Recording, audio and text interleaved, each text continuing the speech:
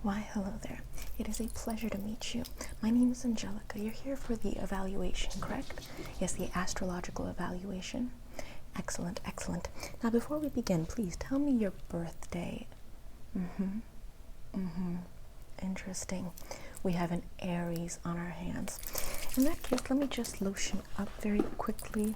Get some of my more clerical responsibilities out of the way. I'm going to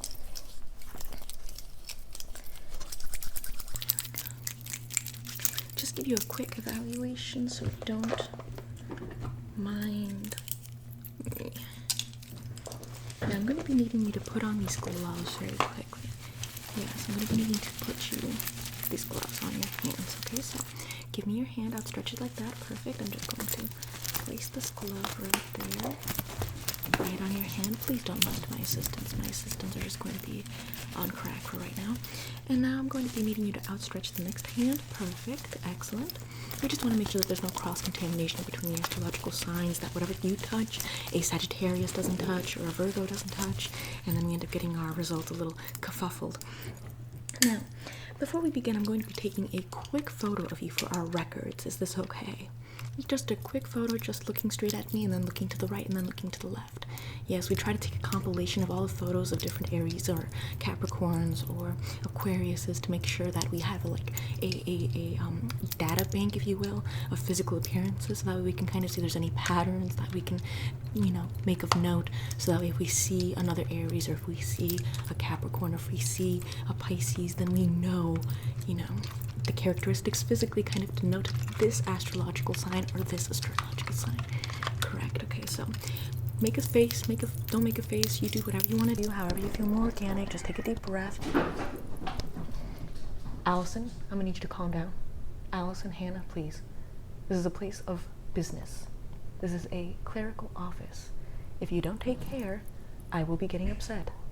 This is the 7th time I've told you to calm down. I know, cat fights. It's horrible. Still love working with Moon, but sometimes it happens. So I'm going to be taking your photo from the front to the left to the right, and then I'm going to put it into our data bank. This is okay? Perfect. So once again, take a deep breath.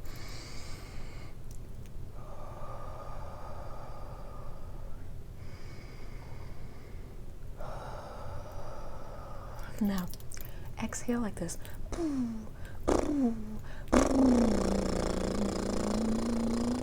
And then when you take an inhale, I'm going to take a picture of you, okay? 1, 2, 3, and perfect. Now look to the left.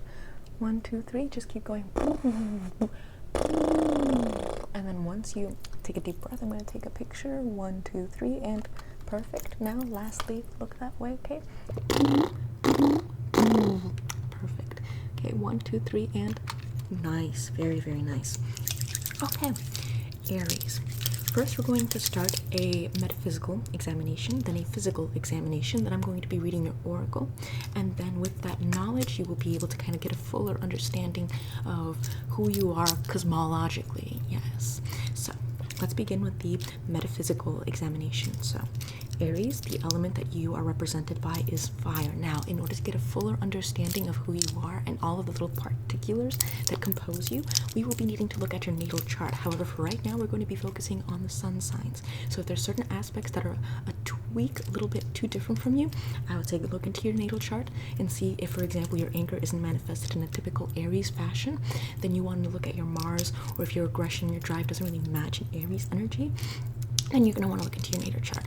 However, I will say this, that even though this might be the case, typically it is the case that your identity very much is encompassed by the Aries, but it's more like expansion packs. Like there is extra elements, extra drives behind you that are motivated by different stars, depending on where they're located on your natal chart. But for right now, sun signs. We're going to be looking at the sun signs. So your element is fire. Fire. Now your symbol is the ram. Very stubborn, very headstrong, a little bit of a short fuse, I'm not gonna lie. You tend to be someone who is very motivated, very brave, very ambitious, but you don't particularly like it when people end up kind of slowing you down. You don't really have a lot of patience. You don't really tend to consider the opinions of others. You really do have your own energy, your own sort of world going on. I swear to God, Brittany, if you don't calm down, okay, your lunch isn't until an hour from now. How many times do I gotta say this? So, that kind of gives you a little bit of a very surface level explanation. So your stones are a diamond, a ruby, an emerald, and an amethyst.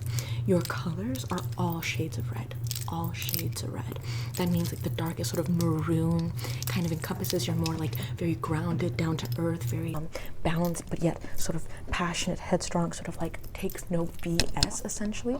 Like you are definitely one of those signs that disregards and absolutely deplores BS.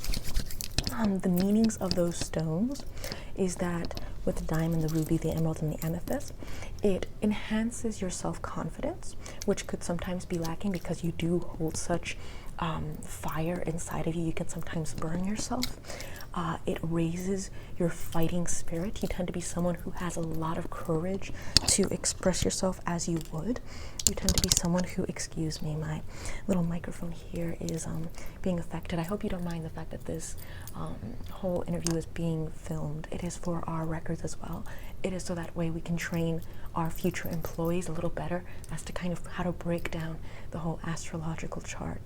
You did sign a release waiver with the videoing, correct? Okay, excellent. We do have that on file. I just wanted to confirm with you just to make sure that you 100% consented, just because the microphone reminded me. So the emerald is to help you communicate. Oftentimes you can find it a little difficult to communicate your feelings. Communication isn't necessarily your strong suit, considering how your planet is Mars, which is just the pure, concentrated planet of like aggression, energy, just complete and total like making things move. Like you definitely are someone who is a groundbreaker. You definitely want to push things forward. You are a battery. And with the amethyst, it helps relieves headaches.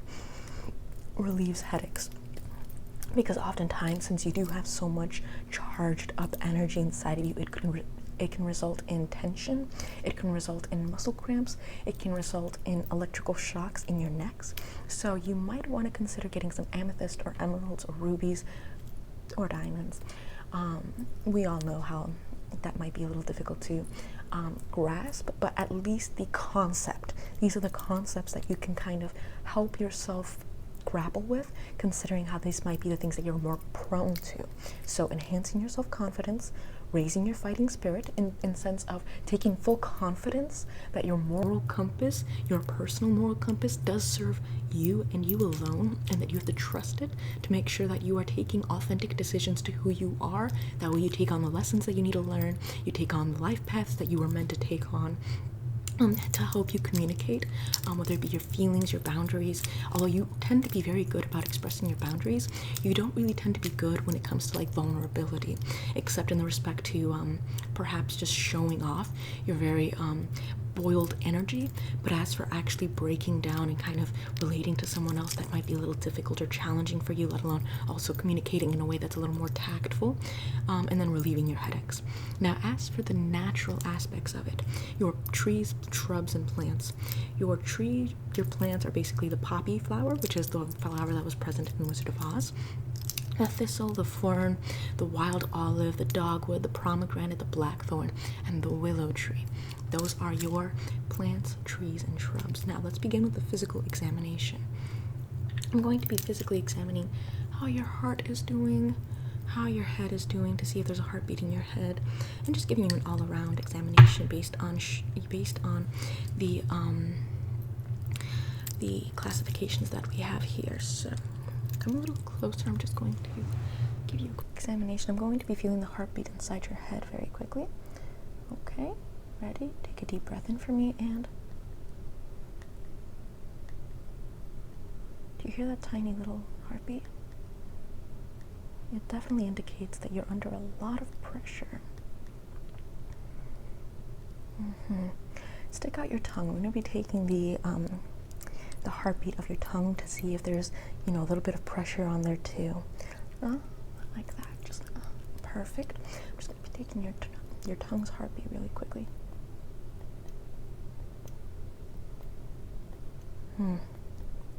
Interesting, interesting. Very interesting.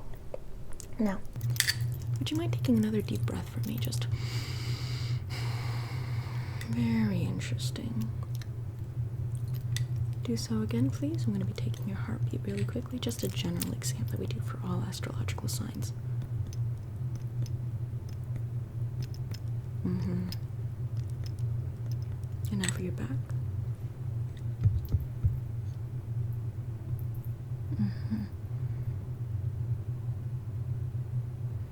Interesting, interesting.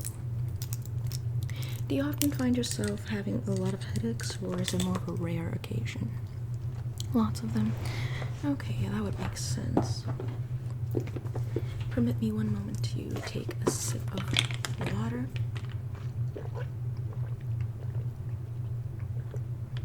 It often gets a little taxing to speak so much, just because your mouth can be dry. So now we're going to begin with an oracle reading. Just some practical, positive life advice, just to make sure that we're going to be sending you off correctly. Now, this box is the art oracles. So basically, we're going to be examining your life via the artworks of very famous, iconic painters, predominantly of the 20th century.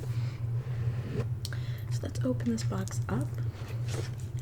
We're going to do a 5-card spread. This is probably one of my favorite oracle decks, just because it's so lovely and pretty and nice, and it really was a great find.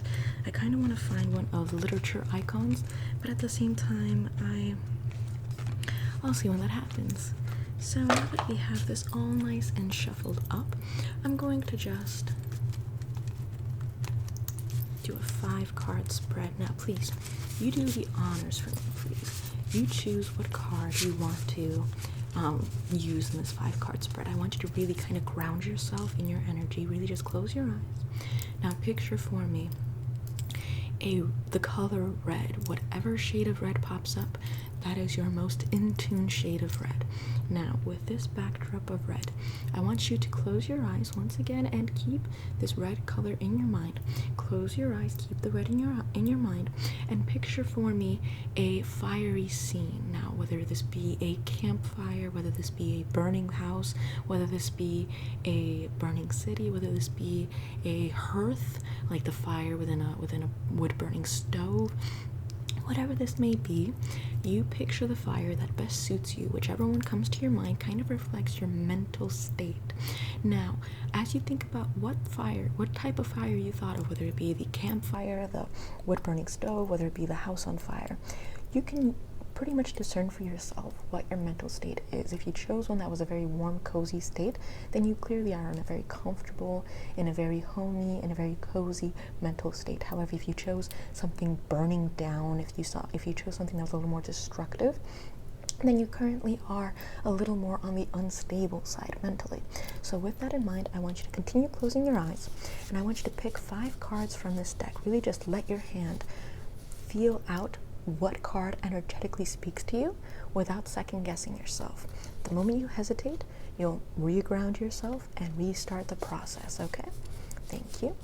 So, you chose 1, excellent. 2, excellent. 3, excellent. 4, and 5. Perfect. Let me just file up all these cards again then. Put them in the box very quickly.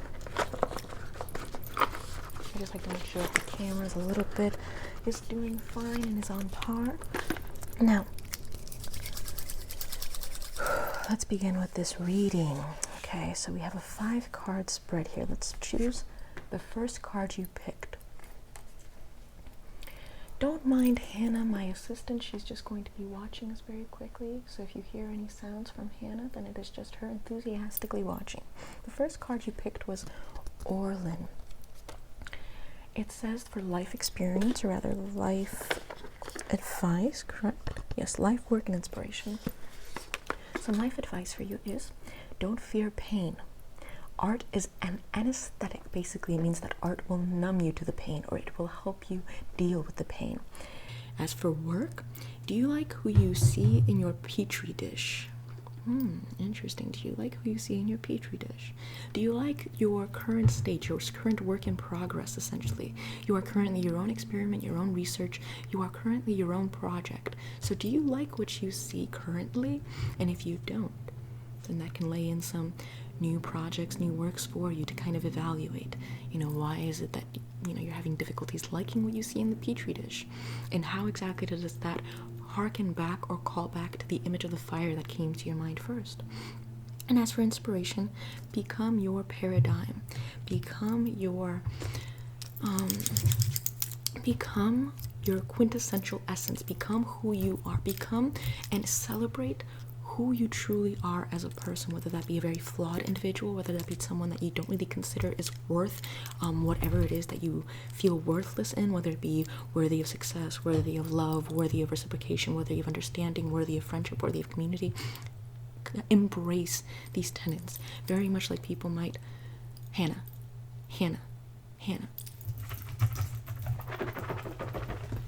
Please, Hannah, don't interrupt the proceedings. You're being very rude right now. I'm going to need you to calm down. Calm down, Hannah. Hannah's a Libra. So, I'm going to be distracting Hannah really quickly. But as we were continuing on, you are your best project. And in fact, the current moment, you're not really liking the work in progress. There is going to come a great catharsis where you end up recognizing that you are a beautiful project that you can continue working on, and there are going to be times where you don't like your current state, or you're going to love your current state, and it's just a flow. And when you decide that you're not really enthusiastic about the work that you see currently, then take that on as inspiration to undergo some, as Orlin has done, undergo some transformation. Gustave Courbet. For life, it says, fight the power, paint the powerless. You are destined for some humanitarian work. Brittany, I swear to God. Oh no, it's not Brittany. It's Tiffany. Fight the power, paint the powerless. So, you are destined for humanitarian work. You are destined to help others, and this might come with the conclusion of you feeling like you can't really help yourself, or you don't really value yourself. So you value the potential, you value the emotions of others, because what you are giving to others might be what you want in return, but it is also what you expect out of humanity. It is what you expect out of every human being. Although you feel like it might not be directed for you, you are still doing your part, you are still contributing your end to make sure that everyone is cared for. And that is a very noble pursuit. But I would say include yourself as part of the powerless. Love yourself as much as you want to love others. Help yourself as much as you want to help others. And you should be your priority, much like on an airplane when you have to put the oxygen mask on yourself before you help others, much because that's how you keep yourself sustained. That's how you are able to help others, is by making sure that you're okay first to do so. You have to do so in this occasion. Practice makes perfect. Fake it till you make it. Now, as for work, show what you see, not what you saw. Show what you see, not what you saw. I imagine that this might be referencing the tragic forgetfulness of memory and how it tailors certain situations to color what perceptions or what emotional states we're currently in. However, when you want to portray or work on something or create a masterpiece or create a work of art, you're going to want to kind of be in that situation, really sit yourself in that moment, in those feelings, in that present situation, and really detail what you're seeing right now as opposed to what you recollect. Because by the time you're recollecting it, you are losing yourself to the past as opposed to remaining in what is the only existing time, which is the current moment. So, and as for inspiration, may your art help finance your legal fees. I think that's pretty self-explanatory. You are going to incur a lot of wrath from society. You're going to incur a lot of wrath from your community for being so brave but yet brazen. And so allow your art to speak for itself. Allow your art to spit in the face of this society and of this community. Allow your creations to speak testament or to speak word to your identity. Because if you are bold, brazen, and brave, then everyone else who critiques you or makes you feel lesser than are ultimately just scared children who are conforming and want you to do the same. Now, as for the third card, we have Pablo Picasso. Picasso, Picasso, Picasso. Inspiration. If nothing else, be prolific. Now, I understand that there is a tendency for people to be very singular when it comes to their identity, to want to really narrow themselves down to an archetype or a character. But in reality, if you are an eclectic mind, which I kind of perceive that you are, I can tell from the mental examination that we took during the physical examination part, that your mind is incredibly capable of so much, that your mind really goes off to all of these different ideas and subjects, because you tend to be someone who is very creative. You are someone who's very much ambitious. And creative doesn't necessarily mean artistic pursuits. It just means that you're creative in the solutions that you want to go through, or you're creative in the progress or steps that you have to take in order to complete an endeavor that you're undertaking. Now, it doesn't really matter what way that you take. You are always going to be creative in how you manage it, and you'll always break the rules to get to where you need to go if the rules seem to be inhibiting you. As for work, choose to have as many styles as you do lovers. Now, if you tend to be an Aries, you'll only have really two ways of handling love. You'll either be very dedicated when it comes to loving someone, or you will be a Don Juan. Your top priority isn't necessarily romance. It is to be authentically yourself, or to be authentically ambitious in a rigid bureaucratic world. So make sure that you're really prioritizing the way that you kind of handle the situation, how you can really kind of be a trailblazer and push forward without having to really put your eggs in too many baskets, or without putting your eggs in one basket, because that might hold you back if that basket ends up being not meant for you. As for inspiration, make something worth impersonating. Now, oftentimes with strong personalities, they tend to be the ones that more insecure people with lack of identity tend to copy, and they tend to emulate them. Don't take this as an insult. Take this as a major and intrinsic compliment, the epitome of a compliment. Henry Matisse. The life quote is, "Unleash the beast within." Now, as for the fire that you saw, if it is unstable, explore that. Don't swallow it, explore it. As for if you saw a hearth or a cozy fire, a campfire or whatnot, unleash that sense of power, that fire inside of you. Unleash it. Put it onto a canvas. Put it onto a Microsoft Excel document. Put it onto a piece of literature. Put it onto a drive to really excel in who you are and what it is that you value, musically, sonically, spiritually, whatever. As for your work, productivity even in pajamas. Now, you are someone who is consistently on par with what you want and how you want to get it. So when it comes to acquiring these things, it doesn't matter if you are in the zone or not in the zone. You are always going to be thinking about how to make these things true. And as for your inspiration, sketch boldly and paint with a big stick. Now, of course, you are someone who's characterized by boldness.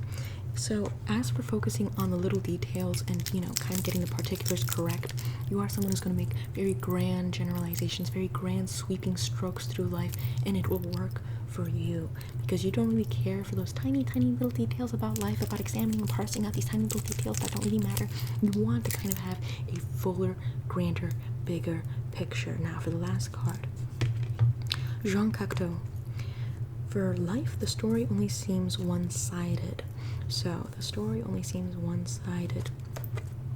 When it comes to your perceptions, you tend to be someone who falls into black and white thinking. You tend to fall into, is it my side or their side? Is it this way or that way? Is it good or bad? Now, is this wrong? No.